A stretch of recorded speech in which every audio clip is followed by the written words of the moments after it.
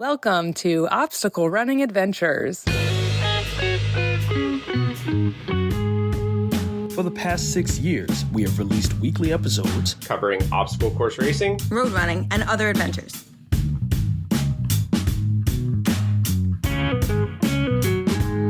You'll hear interviews, event recaps, conversations about our sport, and quick news updates about the happenings in our community.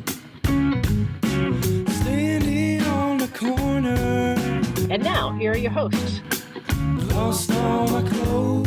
Michael Stefano and Caitlin Ritter. Hey guys, it's Michael Stefano. And Caitlin Ritter. And Michael, how was your weekend? What the hell happened yesterday? The OCR report Christmas party. Oh, and we finished up Christmas shopping and stuff like that. That was fun. We are officially done Christmas shopping. That's good, yeah. And then today I fought with the thermostat for like an hour and still made no progress. And I wrapped Christmas gifts. Yes. We still don't have heat upstairs. Not great. But I think it will be fixed tomorrow. Hopefully. Yeah, we're having a friend of the family electrician come by and hopefully we may have found the problem. We will see. Caitlin, let's give a shout out to our sponsors. Shout out Mudgear. Use code ADVENTURE for 15% off your next Mudgear purchase. And Caterpie. Use code OCRReport20 for 20% off your next Caterpie purchase. And if you need a last minute Christmas gift for somebody that runs OCR in your life, check them out at mudgearandcaterpie.com. And shout out to the $5 plus supporters. Jason Dupree, Samantha Thompson, Dave Claxton, who just had a birthday. Yes. Bradley Keel, Charlotte Engelman, Aaron Grindstaff, Sophia Harnedy, Laura and Stephen Ritter, Hank and Arlene Stefano, Kenny West, Cheryl Goodwin, Cheryl Miller, Jessica Johnson, Nick Riker, Christopher Hoover, Kevin Gregory Jr., Evan Irick, Brent George, Kevin Pratzer, Wendell Lagash, Logan Nagel, Patrick Brown, Asa Cunnington, and Seth Rinderkanech. Nice. Nailed it. Awesome. Thanks you guys so much for the support. We really, really appreciate it. And to the OCR Report for being a great home for us on the internet. And to Will Hicks. The Podfather. Check it out over the OCRreport.com. As Caitlin mentioned, we had a little Zoom holiday, Christmas party thing, which started at like 5, and I think most people left at like 8:30. And we then stayed on until 10. Yeah, with Jason. That was good. And Declan, of course. And to our sponsored athletes. Javier Escobar, Kelly Sullivan, Ryan Brizzalara, and Joshua Reed. Yeah. Let's get to some quick news, starting with poll results. So I posted, do you or anyone you know have the ability to translate from any language to English? So not many votes on this one, but we had 40% said yes, 60% said no, and I got some pretty good leads, some feedback that we may use moving forward. First news story, this comes to us from Inside OCR, and it's a good point because it's something that I completely forgot about. Is it that the new Spartan medals are Taylor's version? No. It's the exciting, the winner of the first annual OCR Triple Crown. So we talked about that earlier this year. But Caitlin, do you want to read what they wrote? He said they said the OCR Triple Crown was the newest award dreamed up by Spartan and World Obstacle, and nobody won it. What? Yeah, so it was supposed to be the big 3 events. So the FISO 100-meter championships, which happened in Belgium, World's Toughest Mudder, which happened in Texas, and the Spartan 3K World Championships, which happened in, Abu Dhabi. And not a single person Not one person did all 3. No. So a Joe Schmo, could have gone out and did all 3 and won this award. Right. He pointed out that the closest to it was, I think it was Kevin Thompson. Yeah, Kevin Thompson, who took part in the FISO event and World's Toughest Mudder, but didn't make the trip to Abu Dhabi. So, yeah, they kind of just a wet fart of an idea. Wet fart of an idea? What does that even mean? It was a failure. I don't know. It wasn't good. Wet farts are failures? Shiz Graphics, who does a lot of work with other people, posted something pretty awesome. Actually posted a lot of something that's awesome. She posted trading card status unlocked. I think it's a he. Oh, they. Okay. Limited World Championship card drop coming soon. Stay tuned in the link. Yeah. Proceeds will be split amongst the athletes. Oh, I actually didn't notice that before. But yeah, some awesome pictures. You see this one has Tara Jackson, Morgan Schultz. We got Kevin Gregory. Oh, that's awesome. Yeah. And who's on the back of that one? It's turning... Audra Greenlee and Camilla Massa. I see Ryland Shadegg on both sides because he's a baller. Oh, okay, front and back. That makes sense. And they look pretty cool. Those do look cool. Are you gonna collect them all? I don't know. Maybe if they were for OCR, way back, there was a push for like OCR trading cards, which would have been pretty interesting. You know what I want to collect them all? What? Those tough mutter medals. Yes, those did look sweet. We talked about that in a previous episode. Yes, okay. But now we have a little bit more information. Okay. It looks like they're location specific. Yeah, so I saw that you sent that to me. It still seems pretty confusing the way that they laid that out, but yeah. Then this was something that we just watched right before we started recording, but the Grinch and Cindy Lou Who climbed Mount Washington in New Hampshire, and they made a pretty cool picture, so I thought that was pretty great. Moving on to podiums, because we don't have that much news for this week. High Rocks Los Angeles, in third place, Grady Jackson, in second place, Jesse Bruce, and in first place, Austin Azar. Wow, Austin Azar, a.k.a. the winner of World's Toughest Mudder. Animal. Congratulations. And in third place for the ladies, Maria Fasick. In second place, Chris Roglowski. And in first place, Lauren Griffith. All right. In Spartan Los Angeles Sprint, in third place, Nicole McManus. In second place, Rachel Muniz. And in first place, Rose Wetzel. And for the men, in third place, Danny Battle. In second place, Eddie Sanchez. And in first place, Charles Parrish. Sometimes the easy names get me. Yeah, like Charlie. Is that not what I said? You said Charles, I think. That's fine. Jeez. Sorry. That's all good. And now we're going to head on over to Meme of the Week. I found it, which means Caitlin has to describe it. There it is. Thank you. It's two snowballs. It almost looks like the base of a snowman. And it's a guy wearing a headband talking to another. One snowball is wearing a headband and one is not. And the one wearing the headband says, "I don't know what to do. The more I run, the more weight I seem to put on." Yeah. And Brett Milks put that up. There's 5 secret links. You can go down and check those out too. But let's get to what this episode's all about. So we wanted to have an episode on the Spartan World Championships in Abu Dhabi. We definitely wanted to have a foreign athlete on the show to talk about their experience, which is difficult to do due to language barriers. But I remembered seeing Nikolaj Dam taking third place for the Beast, and also saw that his team with Ida and Leon took third. So I was pretty excited to have him on the show.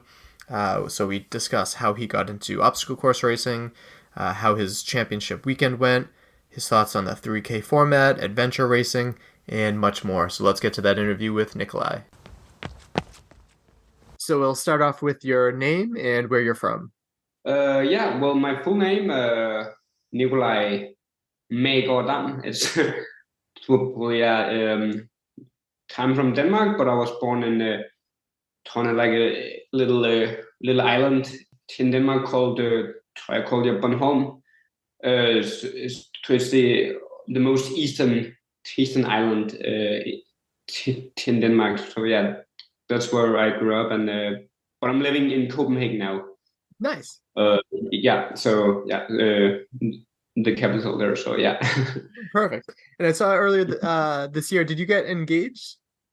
Yes, I was getting engaged to my girlfriend there. That was really nice to be planning. Well, not next year, but actually 2025 to planning the wedding there at. Yeah, I guess we need, like a little bit of time, for saving some money and stuff like that. So it's okay. It's a long engagement. Yeah, congratulations. So my wife and I got married last year, and we have the same approach with the honeymoon. We wanted to do it last year, and we're hopefully we're doing it next year. I mean, hopefully you're not in a hurry if you plan to stay together. I mean, it's okay, I guess. Yeah. Exactly. So, yeah. What's the rush? Yeah. So it's definitely okay. Yes. So thank you. Yeah. So I was saying before we recorded that I've been familiar with you for a few years now. But for those that aren't as familiar with you, tell me a little bit about your history in OCR.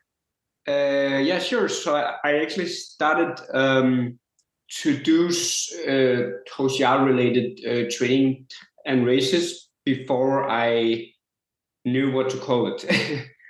I think I had my first race that it's has the same similarities in 2007. I was 17 years old there. So I actually had my first race in Denmark there called Evolution Race. I was doing only that one race until like 2011.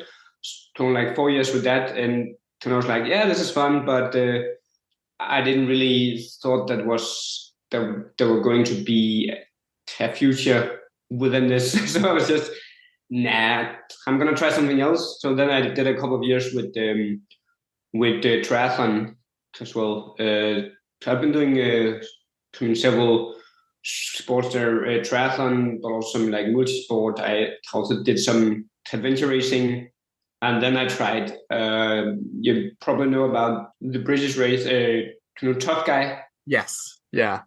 We say that that's the OG of obstacle course racing. So also did that in 2012. 2010-12, but also 2013.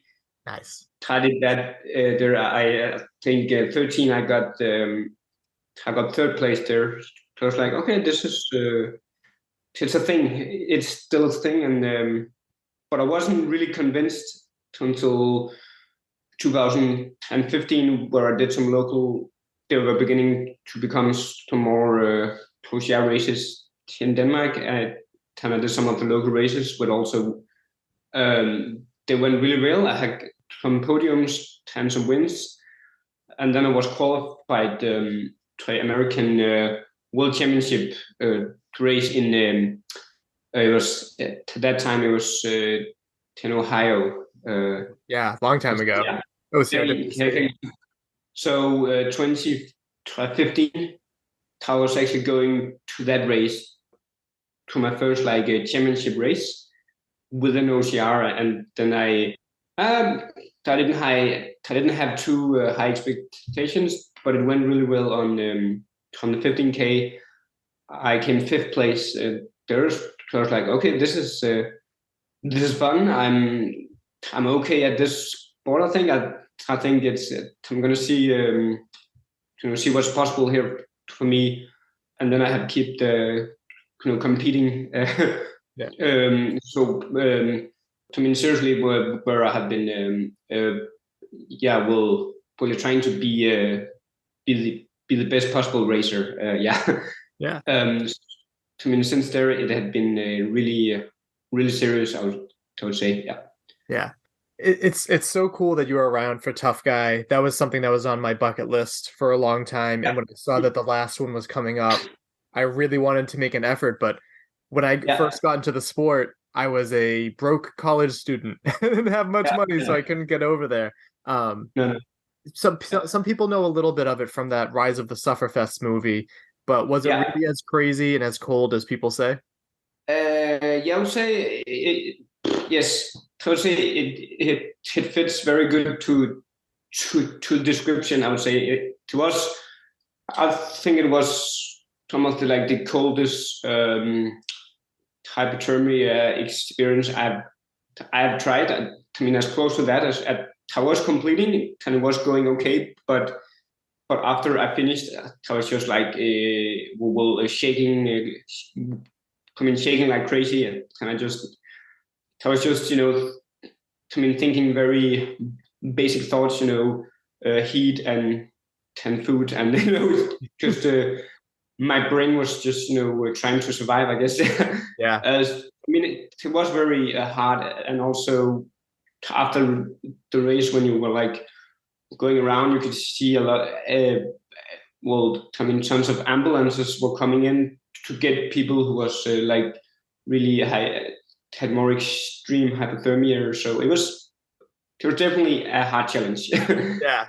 And also performance just to complete that race, I would say for normal people as well. Yeah. I consider myself a polar bear. I like being cold. I'm from the northeast of the United States, so we get a lot of cold winters. But in and out of that ice water, I don't know if I could have done it. I've done world's toughest mudder in and out of water for 24 hours, so I've dealt with that. But for that, you have a wetsuit. I saw a lot of people back then didn't bother with wetsuits and just went in like crazy people. Yeah, it was really awful because I was at least in 2013. I was one of the first guys through the water and turn the water on these like ice plates around in the water, and you have to like move the ice, and that was very extreme, I would say. Yeah. Yeah. It's a very hard section of the race. Yeah. Very jealous of that. Sure. Yeah. So it's very clear you're no newcomer to the sport. You've been in here for a while. And as I said, I've been wanting to have you on the show for a while. And then when I saw that you had a pretty successful long weekend in Abu Dhabi, I want to hear a little bit about that. So let's start off with the beast on Saturday. I know that's where you saw some pretty impressive success. Tell me about your race. Yeah. So I mean, first I was racing this same race in like 2 years ago. It was another venue, but still in Abu Dhabi, and I knew there I was also having a quite good race there. I placed 5th, so I was kind of just I knew this this climate and also this terrain was really good for me, and I was trying to do some of the same things I did, for preparation that I did for 2 years ago. Also having a bit of like heat training as well. I was preparing a bit from home. I bought some like heat like heaters you can place in your room. That just blows hot. I did some running on treadmill where I was having these heaters alongside the running treadmill. And I did some sessions there because I knew like it was going to be a factor. Yeah. It was not that hot on the race day this year. I would say it was actually not that bad. But I mean, I wanted to feel like I did everything for the optimal preparation. And I was also there 1 week before the race to also have some sessions in the climate as well. So I think I felt like very well prepared, and my training has I wouldn't say been fantastic, but just kind of stable, nothing too crazy. I was feeling fit, but nothing like I was not fully convinced that I was going to have a really good weekend. It was just like, okay, it's still fine. I've done everything I could, so I was just okay. Now it's just about racing. Then we started the race. I think it was a little bit like chilly in the morning there. Actually, the heat was no problem at all, and I was going to run my own race there for sure. So I was placed around top 10, maybe like maybe 12th place, something like that. But I was having contact to the other runners there. So just going my own race. I was not trying to go too hard to the first part because I knew it was going to be a long race there, and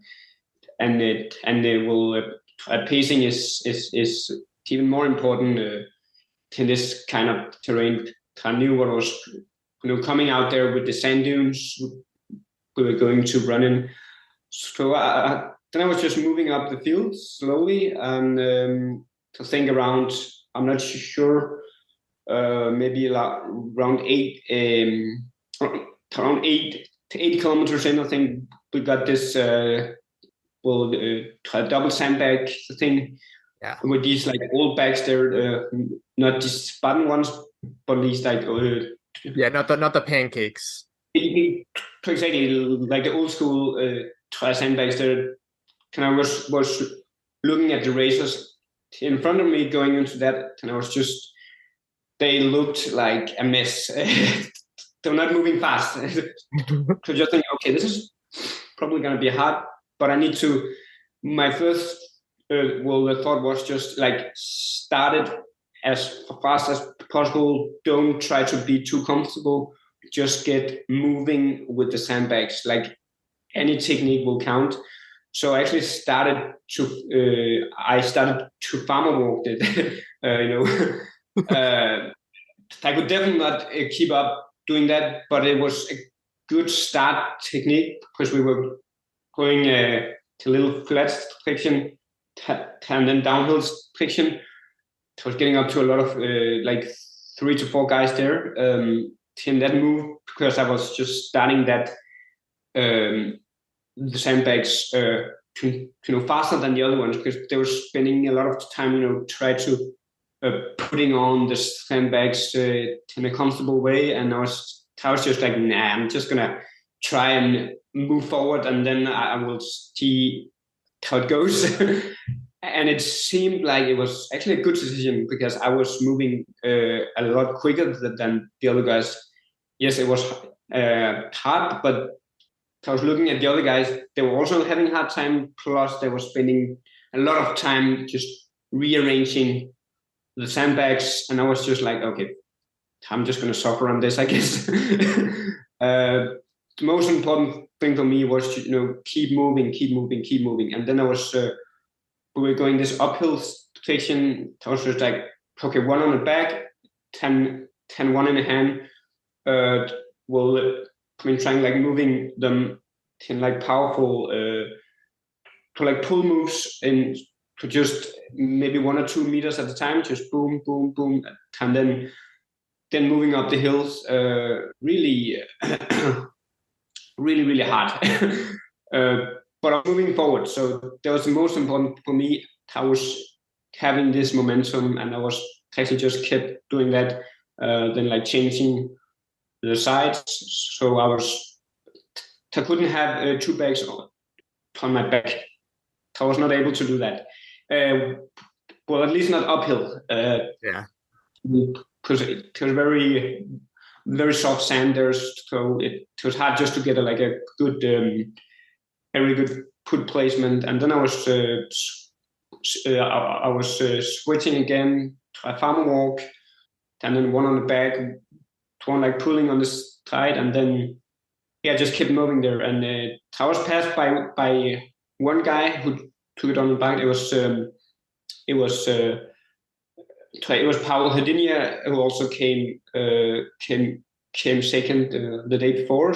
And I mean, he's a big guy and really strong. So I said, okay, that's fair enough. He was passing me, but I was passing all the other guys as well. So I was still in a good position. And then the last section, I was just coming both bags like moving like Santa, just trying to move forward.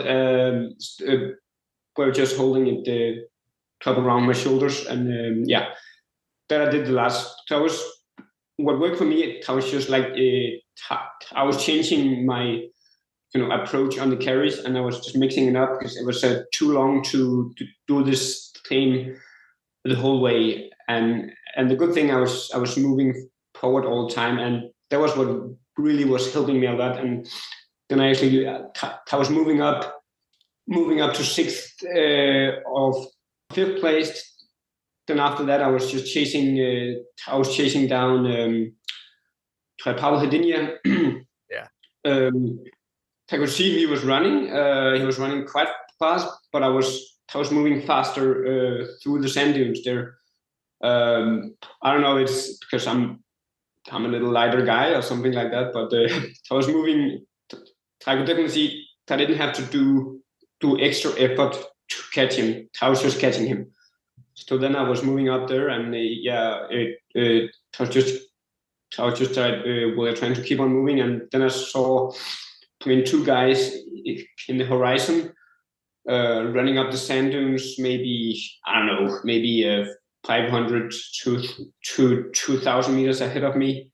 I was trying to do the timing, time away. How long time did it take for me to run up to this to the same section there. And I was counting like 2 minutes.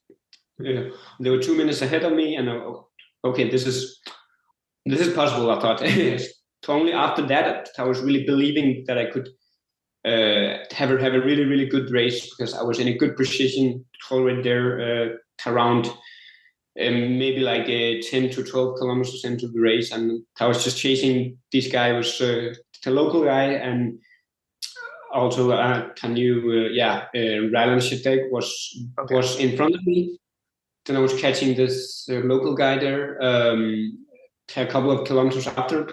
Plus, I was all the time I was getting time on him. The good thing was I could see them the whole time, because there was this big area with these huge sand dunes, and I was I was having control of the race. I thought I couldn't see Ryan Atkins and Basilico there, but I could see the other guys. Then I was just moving on there, and I was getting up. And when I was close to Ryan Shedek, there was some people around the course that they would tell me I was fourth position. I was not completely sure where I was there. I thought it was around top 5, so I knew it was good. But then I got confirmed. Okay, I'm in fourth position now, and I'm in third position. Is just maybe 100 meters ahead of me. And at that time, I was okay. This is my race, yeah. And I was moving up to Ryland there, and I was meeting him there at this obstacle, a plate drag where you have to pull a plate through the sand there. A lot of resistance there in the sand, so it was actually quite hard obstacle, I think. Yeah. But I was moving up to him, and I could see that I was just moving a lot more efficient than him. He looked a bit tired, for sure. So I had a feeling I was in a good position there, and I had a feeling I could move on and maybe, to maybe get some time on him. And then I was suddenly I was in third position there, and I was just whoa.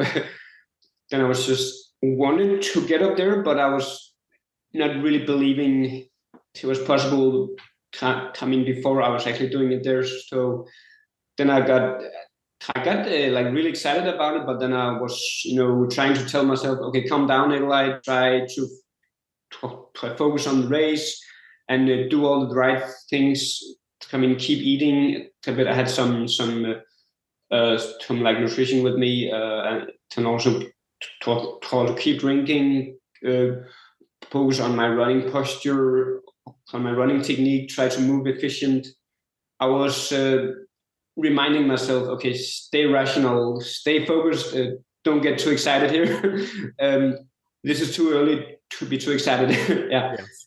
So I knew there was maybe 7-8 kilometers left from there. So I was definitely not there yet, but I was in a good position. So then I just kept moving on and stayed focused. I was just moving, and it went really good. I could see Paul Hedenia. He was like chasing me from behind, but I was not sure, but I had at least plus 1 minute on him there. I was just trying to have him stay in front of me and like stay ahead there.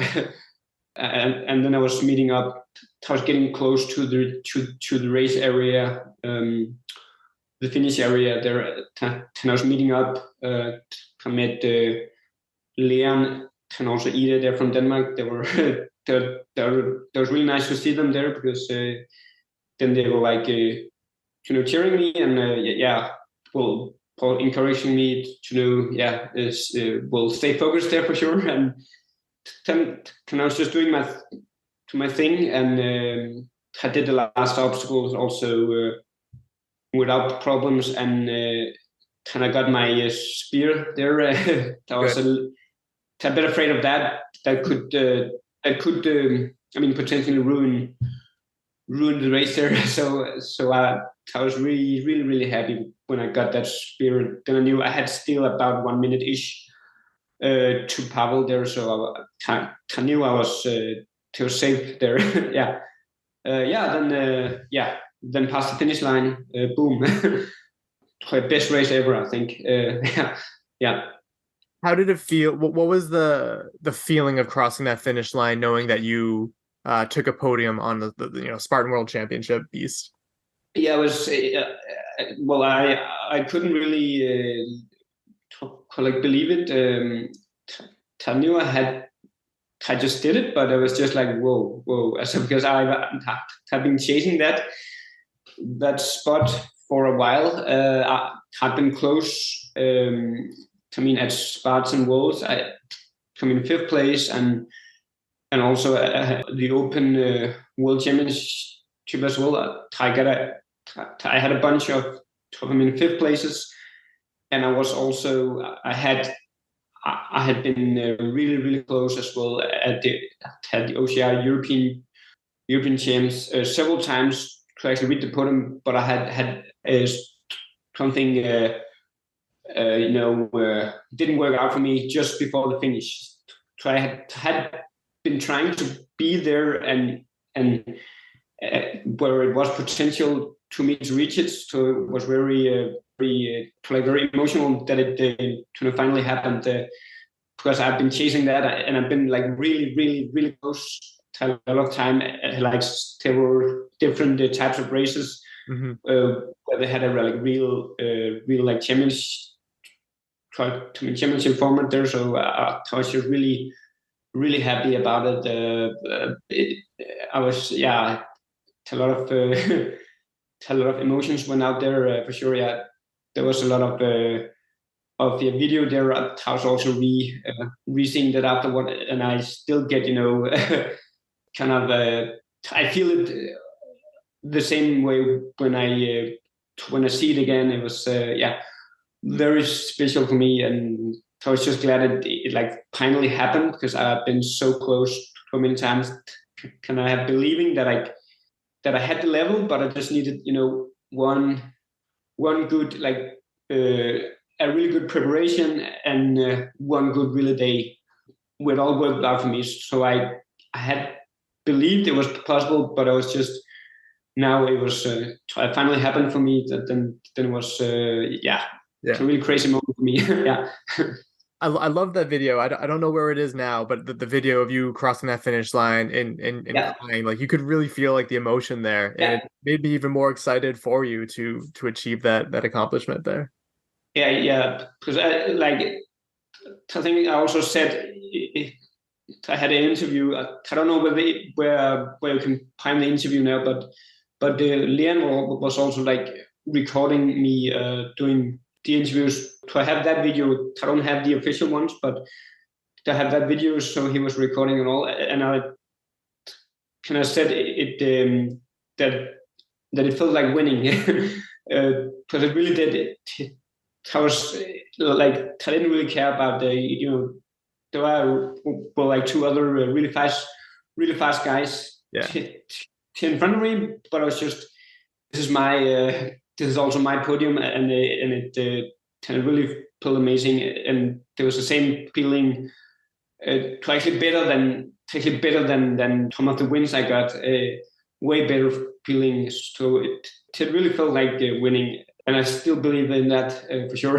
Yeah, it's got to be amazing, because it's amazing athletes were there from all over the world, and to have your support crew of your friends of Ida and Leon having that, being there at the finish line, it must have been like an amazing feeling there. Yeah. And definitely.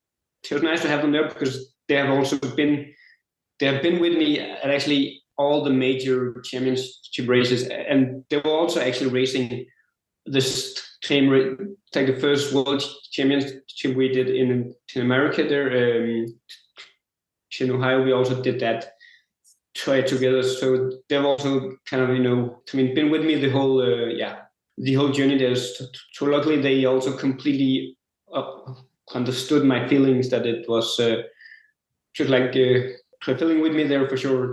They knew how much time and effort I've been putting into this. So yeah.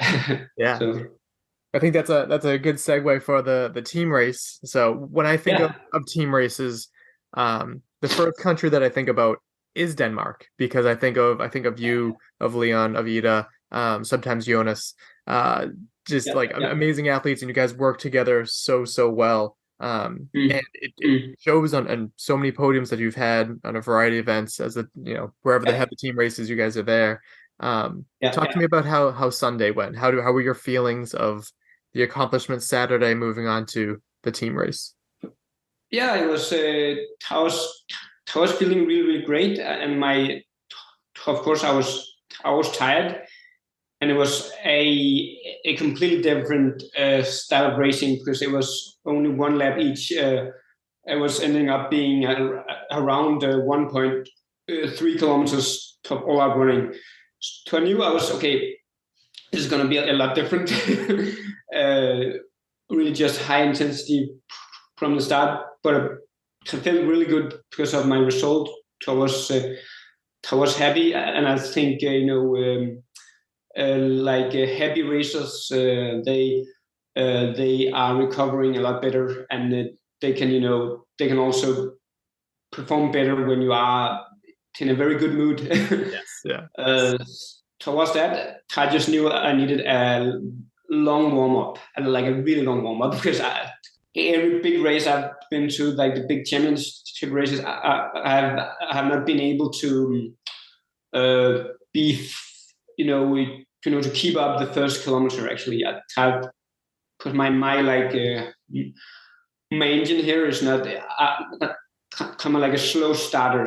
So I just knew I needed a really, really good warm up in order to be ready to go all out from the start there. Yeah. So definitely not my. It was not like the idle race fitting for me, but I was feeling ready for it. Then I was the first runner there, so I started out, and I knew all of the other guys. There were a couple of them who hadn't raced the day before, so I was also racing head to head with some other guys who had a bit more fresh legs, but I was keeping up with them. Also Czech Republic, I was Jan. I think his name is Jan. Jan Vlad, something like that. Yeah. I was trying to keep up with him. We were. I was taken and third position, and it went really good, I think. Then we were reaching the multi-rig together, and I fell down for a bit. So that was my arms were feeling really, really good, but it was very slippery. The last grip there was like a rope with some plastic on, and I think I was gripping it a bit too low. So I was, and it was still, it was very, what do you call it? It was very moisture in the morning. Like that dew? Yeah. Yeah, just to all of the obstacles were covered in some moisture. It kind of was very slippery there. So I was slipping down from it. And I was just, okay, damn, this is not good. Because I was really close to having a really, really good lap there, actually. I think if I had kept up with him, I had been to at least top 5 lap times. I think I did a good race there, but that little mistake was of course not good for our team race, and they had a really, really long penalty loop there.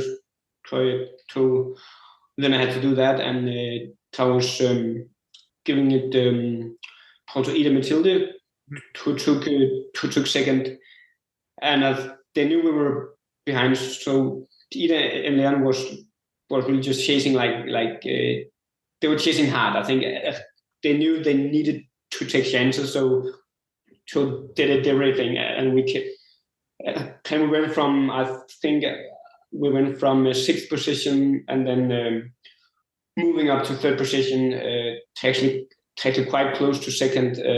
So I mean, they were doing Ida and was like doing really, really good those last 2 laps in like catching the others, and Tanya, we got the podiums. So, I mean, they're really nice. Absolutely. But it was 100% my mistake, because we are pretty sure we would have been winning that race for sure. Next time. Exactly, next time. So I guess it's hard to have like two or three like perfect days in a row. Like a lot of sometimes you gotta be. Of course, it's you level kind of preparation, but sometimes it just don't work out, you know. So yeah, and that was what happening for me, I think, because I felt in like really good controls, and my arms were feeling really strong. So it was just like there was just like a mistake. Yeah. I mean, shit happens. Yeah.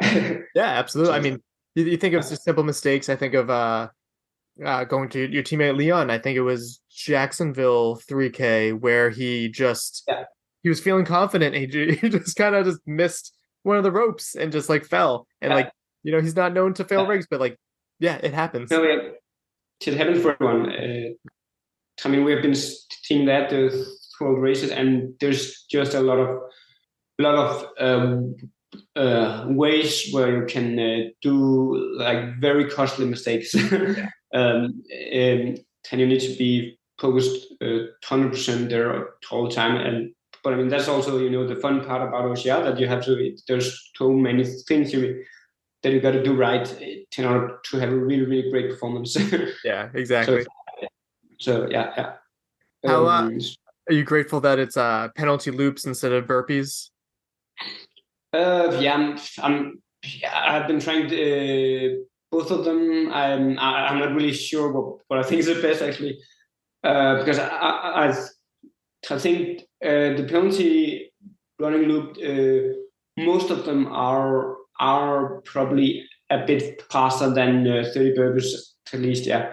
Okay. So, I mean, I think it's okay that we have those, because I think it's a shame to be 100% out of the race if you do one little mistakes. Right.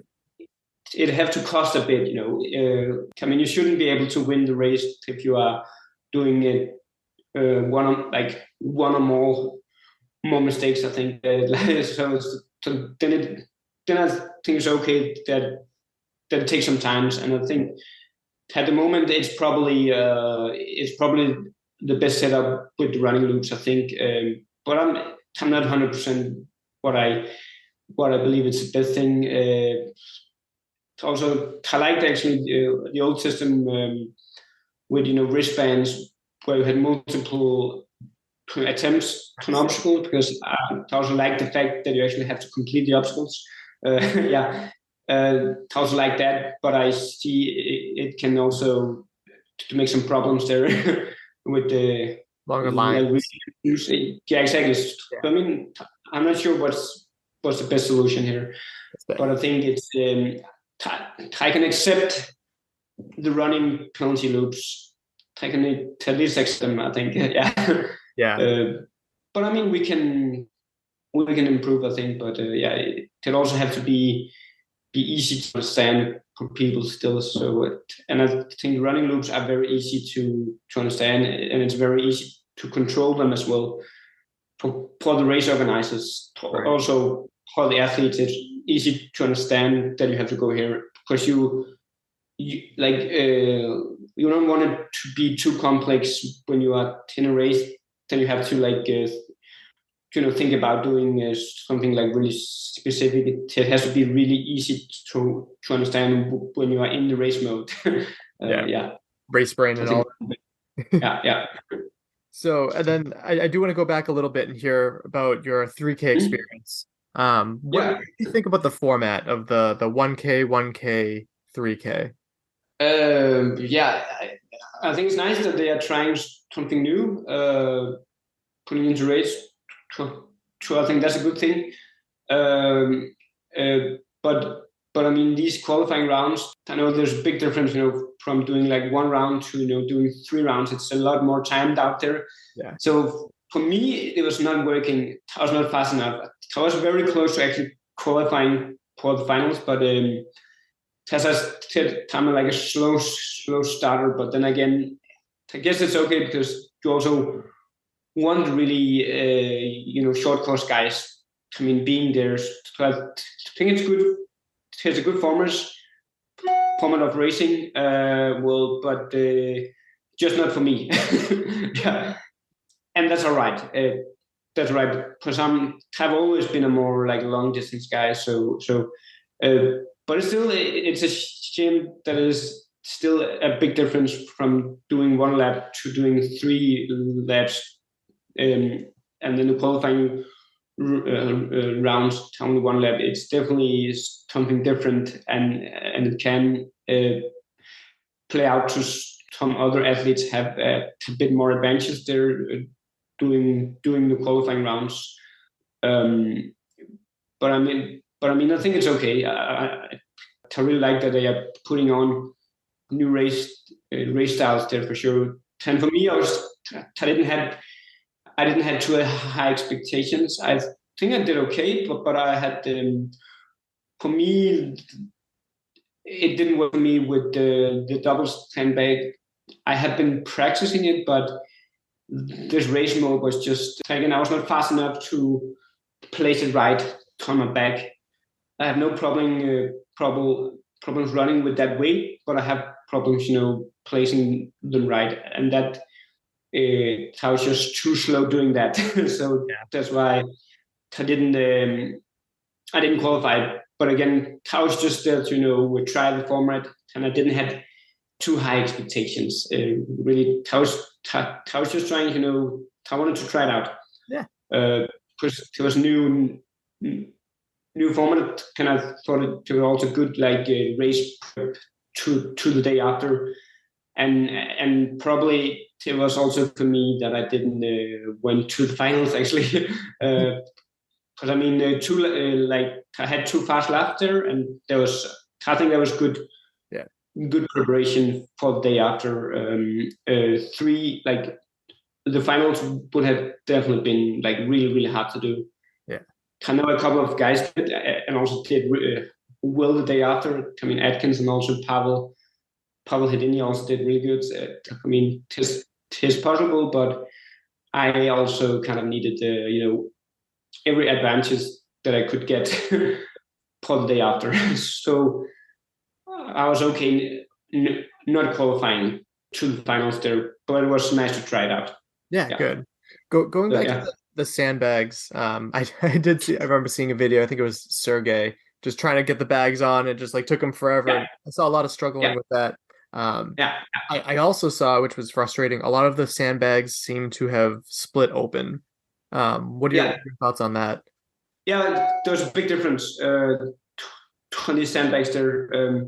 It was all about getting the right one, and at least the first round I had to win 10 line to get access to the sandbag, and that was of course also like destroying my qualifying rounds a bit.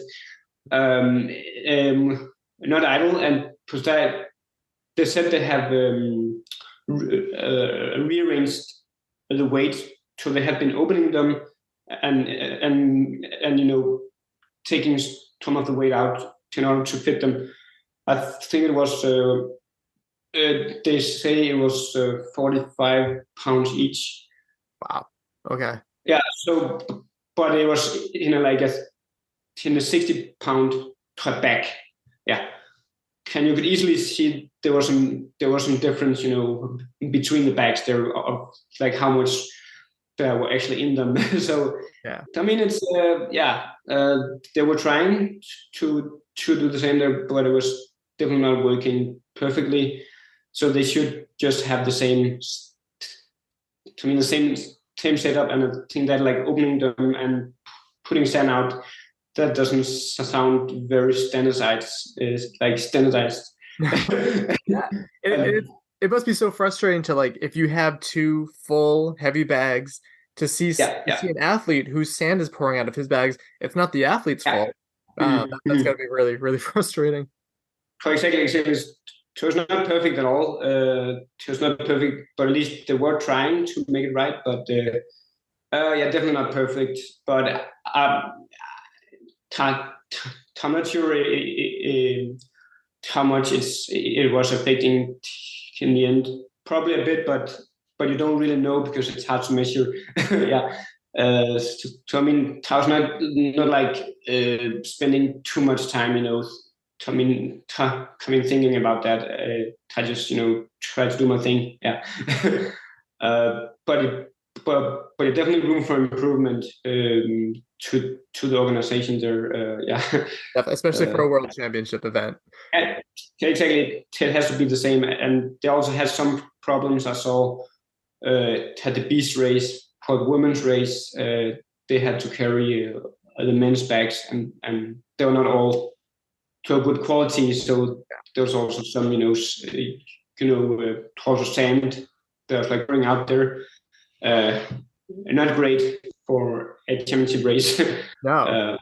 No, so it's not perfect at all. But when I'm racing, I don't spend too much time thinking about that because I know I'm not able to change anything in the moment. I was just trying to, focus on myself and doing my own thing there. So that's what I'm usually doing in these races, even though it's really hard to get very frustrated. But that feeling won't won't help me in the racing for sure. So yeah. So you said short course isn't exactly your thing. You're more into long distance. Yeah. So I saw a pretty cool post of this A team going into Alula, right? So what are your thoughts on that Flutter Infinity? I'm doing 4-person team. I was initially I had interest in doing individual 8 hours because I actually think that it suit me very well. But then then I talked to Leon and he presented this like really okay team. So it's me and Leon and Manuel Defoe and also VJ Jones. So I thought, okay, they are all like really nice guys and also really fast guys. So I thought, okay, this could be fun actually. So I mean, it's also like very unique to try to race in that kind of like team race because I hadn't done that before, and I think it adds on some extra to your racing that you have to cooperate. As for now, we're not 100% sure about the rules, but the latest thing we've heard is that on the 4-person team, it's like 2 and 2, so like 2 is running and then 2 is resting. We're not 100% sure yet, right? But so it's still gonna be a long race for me if I'm doing like half of the race time there. Yeah. So it's still gonna be a really, and I'm very excited for that. And I think it's also it's still gonna be important how we individual prepare for this, because you can't really help you. If you have a like really good day, you can help your teammate there, and you can help it keep up the pace. So I'm planning to do this race like this same priority as like preparing for a championship race. I mean, certainly enough money for that. So also of course there is some interesting prize money there for sure. That also adds up for sure. It's very interesting and also nice that we can try to try to compete for these kind of prize money, because I haven't it's not because there's that much money in the sport. So it's going to be very fun to try to go for these also these kind of money, also in order to keep trying to be an athlete. it's really not for free, because you have to it is costing a lot to travel around and doing all these races. So I'm very happy that they are trying to put on this kind of race. They have different styles of racing as well, with team, individual there, and so I'm very excited about that. And I have I have the experience now that I know I'm good in long distance, and I know I'm good in the desert, and it's just okay, this is gonna be fun. Yeah. The way I see the team, I mean, all four of you are amazing.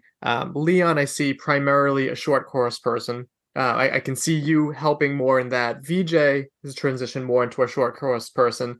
Yeah. And Manuel has focused specifically on 3K this year. Yeah. I know he's capable of great distance, but I think it's going to be really interesting seeing how you four work it out. It is going to be interesting, because I think we have some really speedy guys there. Yes.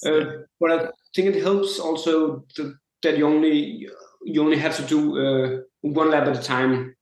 Yes. So you can still do quite really fast laps and then also adding on.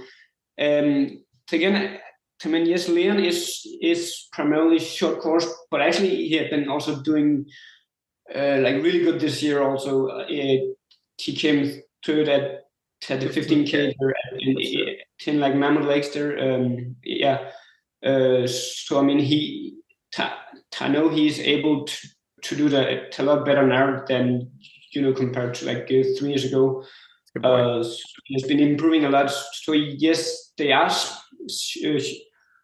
short course guys, and we are moving into some uncertain grounds when we are getting to that fourth or fifth lap each. Then it's going to be something different. But I mean, it's going to be the same for everyone. We know some of the other races we are competing against for the teams are also some of the same types as us. Some long distance guys, some more short course guys. So I think we still have it's still gonna be some fast racing. I think even though it's so many hours, so it's gonna be interesting. Yeah, yeah. So I don't know how they'll do it there, but I know in the past for World's Toughest Mudder, 4-person teams are usually run where the first lap all 4 go, and then the first and the last lap all 4 have to be together, and then every lap in between can be any mix of 2. So it's a fun style of racing. It's going to be interesting. Yes, to don't have that much information yet, but I mean, we are planning to be active at around a total 4 hours there. So yeah. It's going to be interesting. And again, the good thing is that if you have a good day, then you can help your teammate. So it's still going to be important that we all are going to stand there at the starting line and be our best coaches. I'll still plan to train like a long distance racer, because it's still going to be still going to be a long day. Yeah. One of the things that I think is going to be really helpful for you, and you mentioned it earlier, is your experience with adventure racing. So this is something that I've always been wanting to try. I think it's a new kind of an adventure for me, and it's something you competed in the European Championship. How was that experience? Yes. So I have been doing these kind of races for a couple of years. So I have been doing on and off.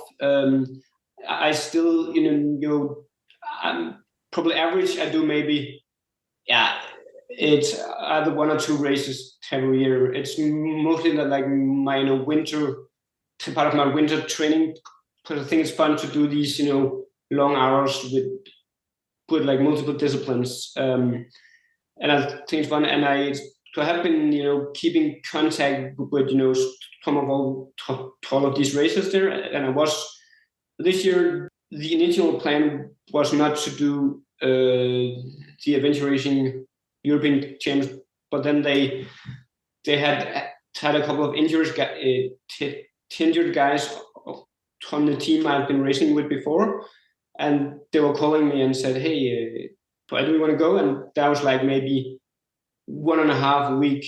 Oh wow! Race, yeah. But it was actually, fitting very well because I was just done with my season, and I've been doing a lot of also some longer trail races, and I've been doing a bit of mountain biking as well. Time spending, sometime doing that as a part of my training. So I'm familiar with doing these also biking, and whenever I can, I do kayaking as well, just as recovery and fun activity. So I knew that I was able to do these disciplines, and the good thing about adventure racing is that you really don't have to be you don't have to be the best tennis discipline. But I was in a really good shape. But then I was just saying, okay, how can I prepare for this best? And I was just I did maybe 3 or 4 long mountain bike sessions because I knew I'm not gonna affect my conditions. I can only affect being comfortable on a mountain bike for many hours. That's the only thing I can affect. Can I also recover a bit faster doing high volume top desk kind of trainings. So I was just putting in some long mountain bike rides, and then I was just okay, let's do it. It's also nice to be in that position that you have these more experience, so you're able to actually be ready in a really short amount of time. Korea, I was racing with it. I knew the team, and the team is really strong in all disciplines. So I just knew, okay, mountain biking is gonna be the hardest one for me. But you are going as a team, so I knew I could just I just needed to stay in contact. You can place yourself behind them and having a bit of they could taking the wind draft, and we could move as teams. So I knew I didn't have to be the best there, but my running was really good to air conditioners.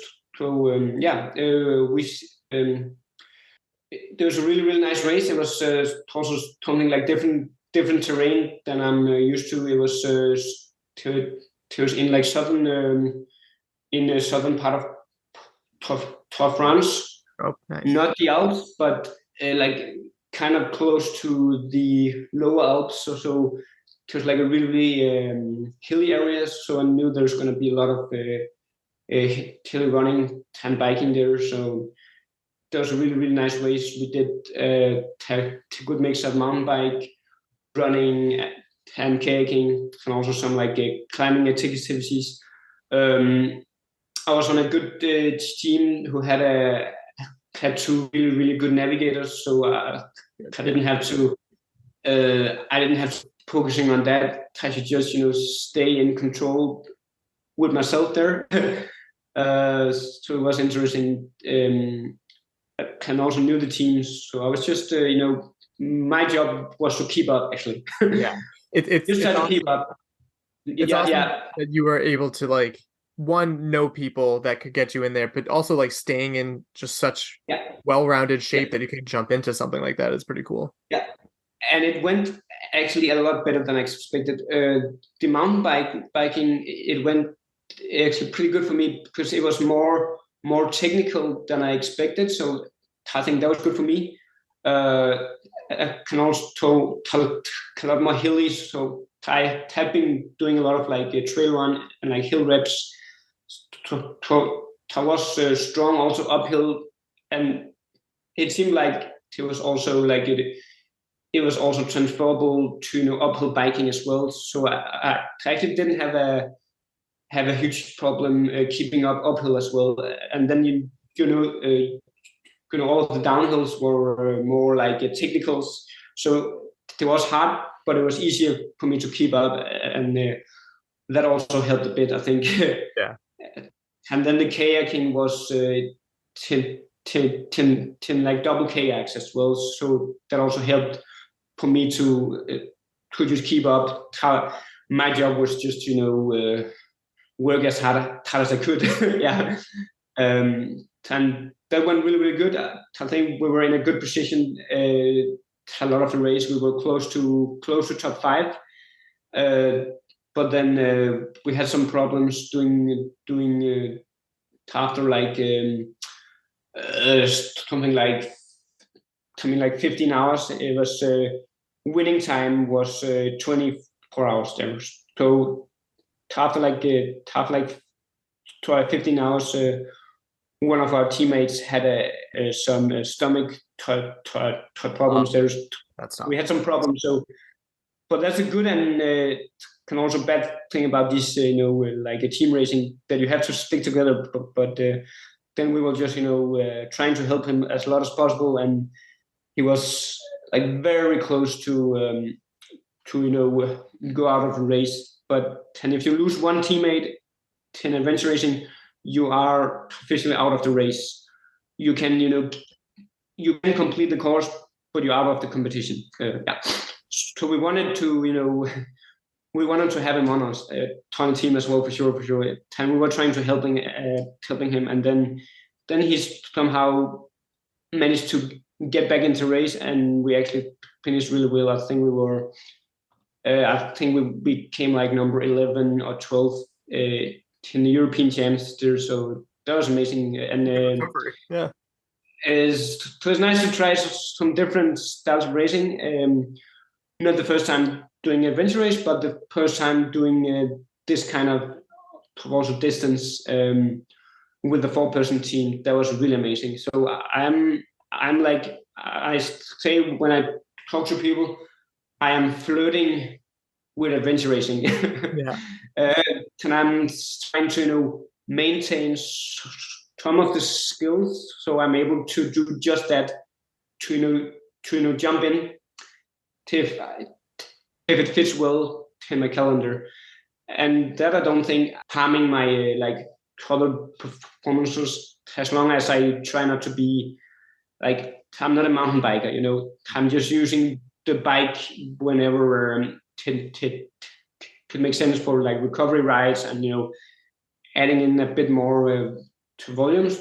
Well, I think it's a natural part of my training, and within adventure racing, you luckily you don't have to be the best, so you can still work really good on a team, and it can also still be competitive if you have a good navigator.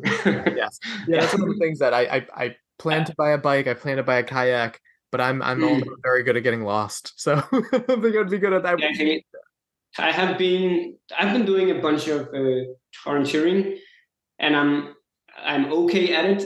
I'm not like really bad, and I think it's fun, but I know I can't do it on a elite adventure racing or like orienteering level. I'm not competitive there to accept that. Okay, if I want to do some more of this racing, then I gotta find a good navigator. Yeah. But I mean, luckily I know a lot of guys there in the sport, but also here in Denmark, that are like really, really, really good at just that. So it's nice to have some knowing the right people there. You can still jump in and do some racing there. Can actually be a part of really good performances there, and I think that's fun. I love to mix it up a bit in my training, and for now it just makes also sense for also some of the other races I want to do next year. Some like long races. I'm also planning to do Spartan Ultra World Championship. Oh, Moisy in France, yeah. Basically, machine. This year it's not 24 hours. It's like only Yes. Only 50 kilometers. Yeah. Yes. But it's still gonna be a really long race with a lot of elevation as well. So yeah. Yeah.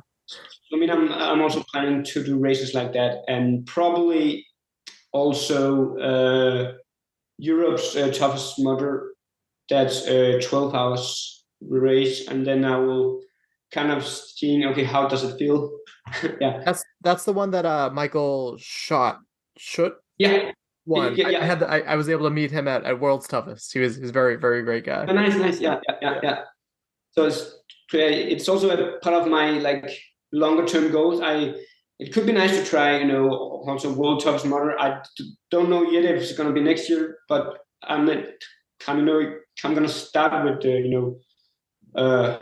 the top motor in like Saudi Arabia, and then probably also Europe's toughest, and then kind of see how it goes, and if I feel that it's really for fun and I can perform, then I might go for like the long one. Yeah, that's exciting. World's Toughest Motor is my favorite event. I have all of like my bibs from all the World's Toughest Motors that I've gone to. Nice. Yeah. I love it, and I know Ulrike was also planning to come to World's Toughest Motor. Lots of like good Danish representation. We have a bunch of yes. So I think I've never tried it. I have racing for plus 20 per hour before, so I know my body is capable of like keep going. Yeah. So I'm actually not afraid of the 24-hour like the time frame, but of course I'm not there for just completing. Yeah. I want to be competitive there, so I need to see how it goes, and it could be interesting to also be competitive in that kind of racing. That's why I'm gonna start out, kind of easy with the with this Spartan Race Ultra races, and see how it goes, and then I will consider it for next year. But I mean, luckily it's only in November next year, so there's some time to also trying out some stuff, and can also feel what I want, because I don't run it anymore. I ran it in 2018 and in 2019, and now I just do the media side. So my team helps with they do the live stream, and I do interviews on the course, off the course, and everything. But I'd be super excited to see you there if you end up choosing to do that. But I have one more big question, and then we can kind of start to wrap up. You made a post recently that I really liked about making the 8-year-old you and the 80-year-old you proud. So what's something that you wish you could go back and tell your 8-year-old self? Because that's what's the motivation for me, like has to come from the inside, so I'm not doing this to impress everyone else. I think that's important for me to be aware of. But if I could go back, I mean, I don't. I'm a type of person who I don't regret anything. I'm just like, not everything turns out to be perfect, but I believe I'm also trying to do the best thing in this certain situation I'm in. So it's actually hard question, but but if I should tell something, it would be probably something like dream big, or go for it. I mean, go for your dreams. Yeah. Just not be afraid of going for these dreams, and also like keep going.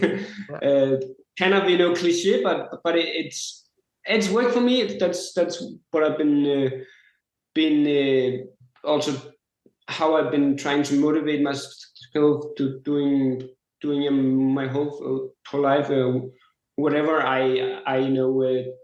whatever I do, I'm like trying to do as best as I can.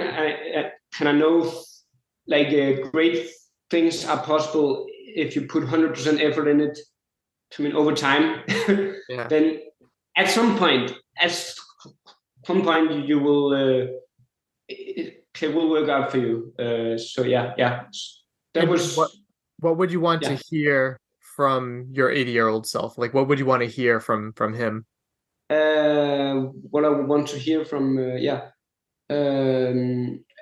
I want to hear that like he's 100% proud of whatever he have done and proud of the life he put together in like every aspects. Can also don't be afraid of like chasing big dreams and be glad that I had been like jumping into some like uncertain grounds where I had no idea about the outcome. So telling me that you did good will really just like trying to at least like trying to go for it, to say something like that. So it'd be nice to hear from the older Nikolaj. Yeah, I like that. Yeah. So can again sound a bit. It sounds a bit cliche when I say it. Also, when it's okay, take it easy, Nikolaj, but I don't care. Yeah, it works for me. Yeah. No. It really worked for me, and I think it's true that as long as you really go for it, then you will. At least I would have been feeling sorry about not trying it. Yeah. At least not trying to be best. And I'm not talking about only racing OCR. It's just really just everything. I'm glad of everything I did. I'm glad that I can I have like dared to at least dream big, even though it's some things are a bit like a huge challenge. So something like that I think would be nice to say to the older me, but also the younger me. So and again, as I said, I'm a person, I don't regret anything. I'm just like, sometimes shit happens, and I knew I did my best in this specific situation. So as long as I knew, when I asked myself, okay, did I do everything I could possibly do? Then it's hard to regretting anything, because I think it's better than at least I did whatever I could. Yeah, I like that. Mm-hmm. Yeah. Awesome. And starting to wrap up, any sponsors or people that you'd like to thank? I will like to thank Troja Salmon Denmark. Has been supporting me this year, doing all my races. And also Tailwind Nutrition had been a nice partner here. Also makes sense for me when I'm doing these longer races, and also for next year I need this long distance nutrition there. I can also have my longest ever sponsor and partner have been a local sport therapist, called the Fix You Sport Clinic. Has been helping me since like 2017. That's my So I mean, these guys are part of the team. I'm very happy and very grateful to have this kind of support. So yeah. And then I also know that you do coaching. Where can people reach out to you and be coached by you? It's I mainly just use my Instagram. It's just called Nikolaj Dam _ that should be easy to find. Yeah. So it's I mainly use that for hoping for more like coaching clients there for sure. So yeah. Awesome. Well, Nikolaj, thank you so much for taking the time. It was great to learn more about you. This was a long time coming, and I hope to meet you in person someday. Okay, me too. It has been a very, very nice chat, and it's also nice to talk to you, man. Yeah. Welcome back. Thank you to Nikolaj Dam for taking the time to come on the show. Really enjoyed getting the chance to know you better. For related episodes, episode 270 was with fellow Danish athlete Ida Matilda Steensgaard on Jacksonville Spartans, Savage, Florida, and more. And then episode 316 was also Danish, Ulrike Evensen on Spartan World Championships, World's Toughest Mudder, and more. So links down below to check those out as well. Subscribe and follow wherever you get your podcasts. We are on all of the podcast players. And leave us a review. We haven't had a review in almost a year. Yeah. Really? No. May. I don't. Okay. We'd appreciate a review. It doesn't really do that much to help the show more than anything if you could just share the show with a friend. Yes. The more people that listen, the more all this work feels worth it. Follow us on social media. We're Obstacle Running Adventures on Instagram and Facebook and on Threads. Yes. You can also support us for as little as $2, as many as $10 at patreon.com as well. Again, this is the time to do so because we are going to really get the ball rolling on some big things this week. Oh boy. Are we? Yes. I did not know that. Yep, every year. Every year we do the same things. Oh, that. Yes. Coming up next, we have the big recap episodes. So I am almost done going through and editing everything. But next episode should be the recap compilation episode with bloopers, jokes, and funny moments of this year. And then the weekend after will be the recap compilation episode of all the guests, all of the names of the guests that we've had, as well as important moments of the show in 2023. So look forward to those. Those are our biggest episodes in terms of length, and they usually do pretty well with the downloads too. Caitlin, do you have a quote or a joke? I do. What do grapes sing at Christmas? What? 'Tis the season to be jelly. Nice. Haha. Funny. And then my quote is, finish the year with your people and long talks in front of fireplaces. Finish the year with some time cozy under the covers well after your alarm goes off. Finish the year sneaking moments away from your mental to-do list. Finish the year reflecting on what worked, what you learned, and what you're proud of. Finish the year giving yourself grace for the plans that never took off. Finish the year with self-compassion, and finish the year with rest. Nice. Well, that just about wraps it up. My name is Michael Stefano. And my name is Caitlin Ritter. And we may release next episode a little bit early so people can start listening before the holiday and all that. That's a good idea. People can travel while listening. Exactly, because it's a long one. But we'll talk to you sometime next weekend. Bye. Bye. Thank you for listening. If you've enjoyed this episode, please leave a review. Or reach out to us on social media at Obstacle Running Adventures. Don't forget to subscribe so you can stay up to date with our latest episodes. Please be sure to share our show with a friend so we can reach more ears and more effectively continue to shine a light on the people in our sport, as well as the events we are so passionate about.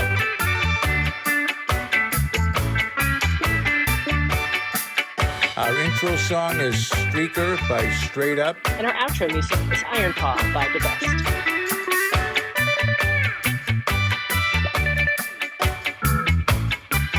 Stomach literally just howled at me.